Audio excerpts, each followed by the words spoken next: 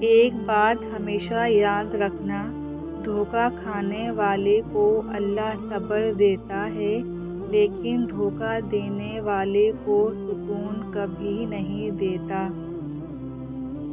تم دوسروں کے راستے کی رکاوٹ کم کرتے جاؤ، تمہاری اپنی منزل کا راستہ آسان ہوتا چلا جائے گا۔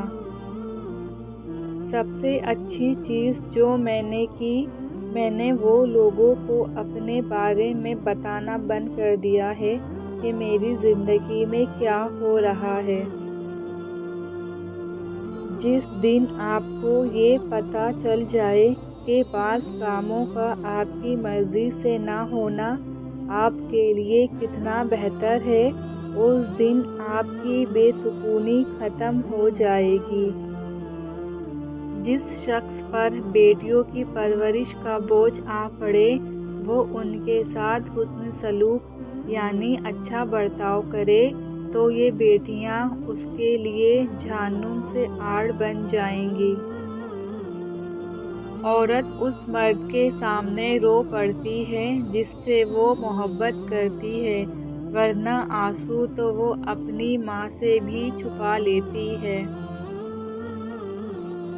خود کو اتنا مصروف لازمی رکھیں کہ آپ کے پاس منفی خیالات، نفرت، پچھتاوے اور ڈر و خوف وغیرہ کے لیے وقت نہ ہو۔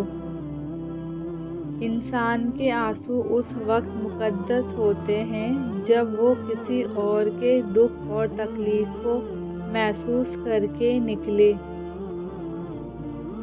غرور اور تکبر سے بچیں۔ کائنات کا پہلا گناہ نہ شرک تھا نہ کفر تھا، بلکہ پہلا گناہ یہ تھا کہ میں اس سے بہتر ہوں۔ جو عورت ہر وقت بالوں کا جوڑا بنا کر رکھتی ہے، ایسی عورت مرد کی کمزوری کو فوراً جان لیتی ہے اور مردوں کی عقل کو بھی ماند کرتی ہے۔ جس عورت کے پاؤں کالے اور چہرہ سفید ہو، ایسی عورت بالکل بھی بھروسے کے قابل نہیں ہوتی اور یہ جھوٹ کو بھی سچ بنا کر بیان کرتی ہے۔ جب تم پر کوئی سختی یا مصیبت آئے تو اپنے مخلص دوست سے ذکر کیا کرو، کیونکہ اس کے چار نتیجے نکالے گا: یا اپنے ذمے لے گا، یا تو مدد کرے گا یا مشورے سے رہنمائی کرے گا، یا پھر دل سے دعائیں دے گا۔ عورت کا چپ کر جانا اس کے ذراء و قطار رونے سے کہیں زیادہ پر اثر ہے۔